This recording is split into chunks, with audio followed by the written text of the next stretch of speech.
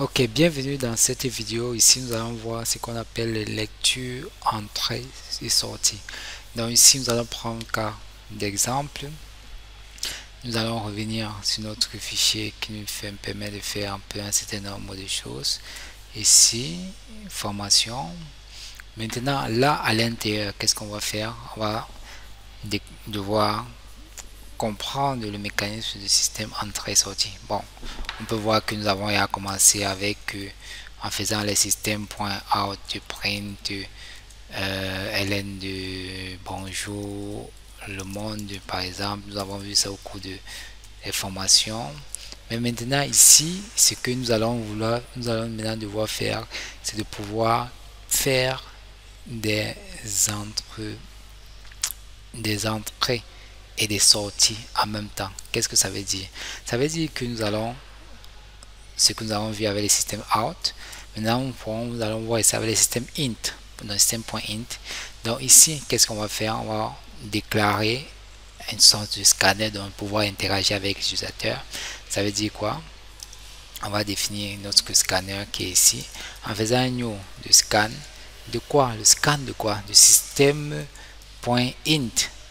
qui va nous permettre de dire que ok, ce sont les choses en entrée qu'on a besoin par rapport à l'utilisateur. Ok, dès qu'on a maintenant ça, on va maintenant demander quelque chose à l'utilisateur en disant que system out de print, on va pas dire print ln, on va juste dire print parce qu'on veut l'élément en question et on veut que ce soit sur la même ligne pour que ça ne parte pas la ligne. Ok, on va dire, parce que print ln disant, va dire que affiche le message mais après pas la ligne.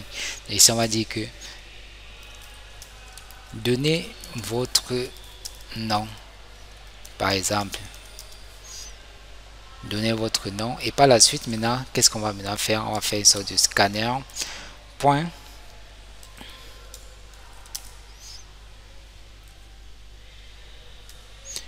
On va enregistrer maintenant ce nom-là dans une variable. On va déclarer notre nom et ici, on va faire un scan. Point next line. Ok, next line, là on aura notre nom et ici maintenant on va faire un système out encore de print ln. Maintenant dit que votre nom est ceci en mettant non. Ok, maintenant dès qu'on a maintenant fait ceci, qu'est-ce qu'on fait? On exécute. Là j'arrête, j'exécute le code et vous allez voir juste ici au niveau de la console comment ça va apparaître et ça va nous demander d'entrer notre nom. Ok, vous voyez bien, donnez votre nom et vous voyez que le curseur clignote, ça veut dire qu'on attend une réponse. Là on va mettre Stéphane. Ok, votre nom est Stéphane et ça s'arrête. Donc vous venez de voir comment interagir avec l'utilisateur, interagir, demander des informations utilisateurs. Et là, ça nous permet de faire un certain nombre de choses qu'on va maintenant faire actuellement. On va prendre notre cas d'exemple. Dans notre cas d'exemple, serait de faire quoi? C'est de faire donner la possibilité que l'utilisateur renseigne un certain nombre d'informations dans ça va lui demander à chaque fois est-ce que tu veux entrer une information, est-ce que tu vas entrer, et là ça va enregistrer dans notre fichier que nous avons préparé au préalable ici. Bon, qu'est-ce qu'on va maintenant faire? C'est ce que nous allons faire maintenant, c'est on va prendre notre cas d'exemple, hein. On a demandé le nom, maintenant on va demander le prénom, l'âge plutôt.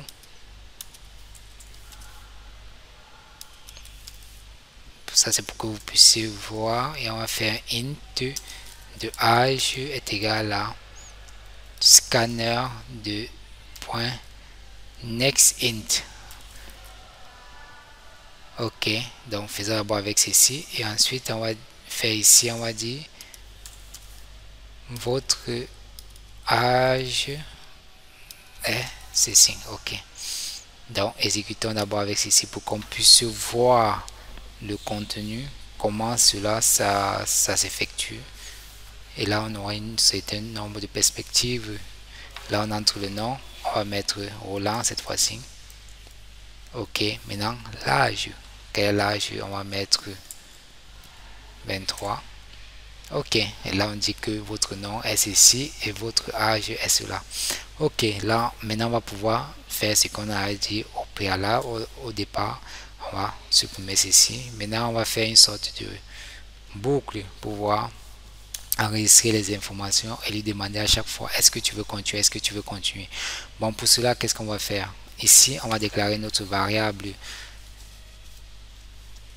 isContinue, donc notre booléen isContinue, et on va mettre false. Bon, mettons false d'abord. Ok, on va utiliser le do white. Ok, on va mettre isContinue. Ok, et ici à la fin on finit par point virgule. Maintenant, par la suite, à l'intérieur, qu'est-ce qu'on va maintenant demander? On va prendre ces éléments-ci et on va mettre à l'intérieur. On va commenter ça pour que ça ne crée pas de problème. On va dire quel est votre nom. Ok, maintenant on va dire ici. On va dire ici. Voulez-vous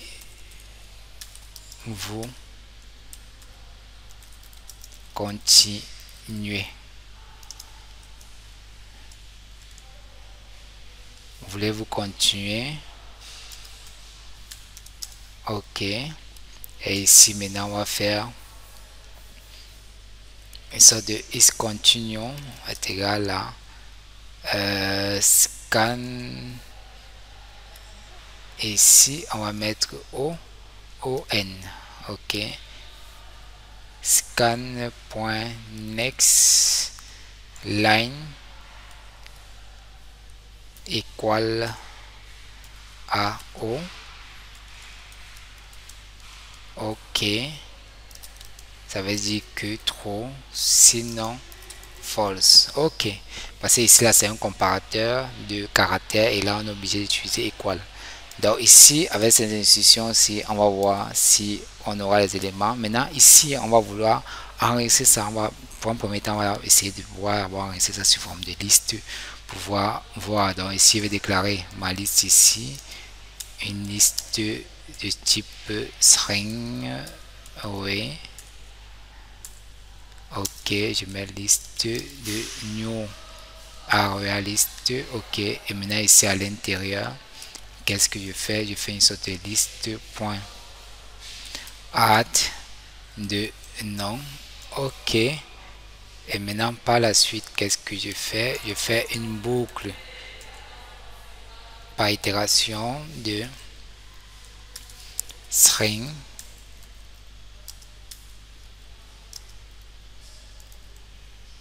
item de liste. Ok, et par la suite je fais un système out print ln de item.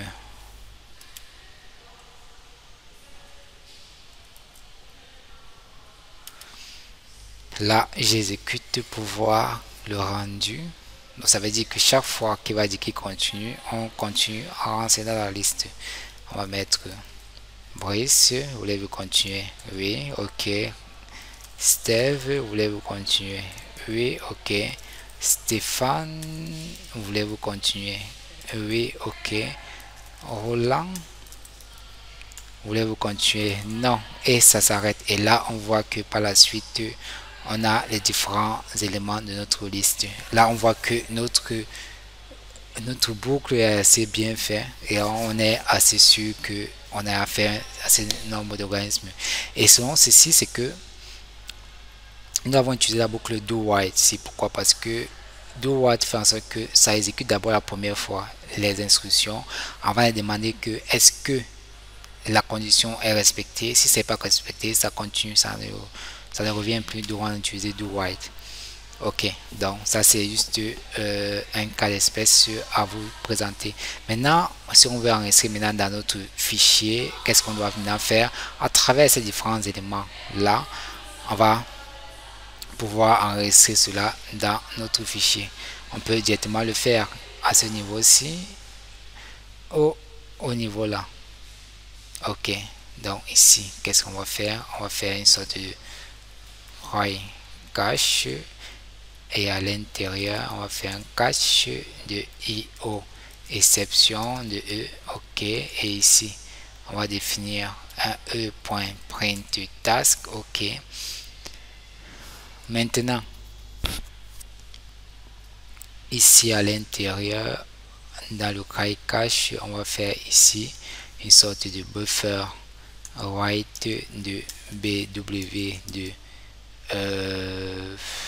new buffer write de new file writer de file path. Non, on n'a pas défini le path, le file path.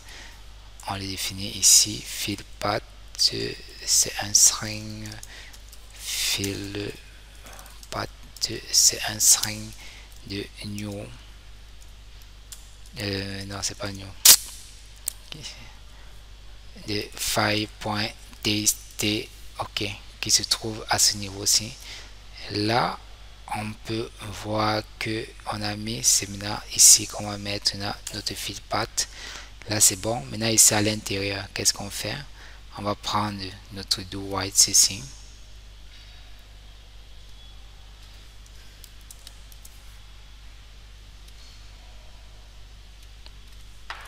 On l'enregistre au fur et à mesure.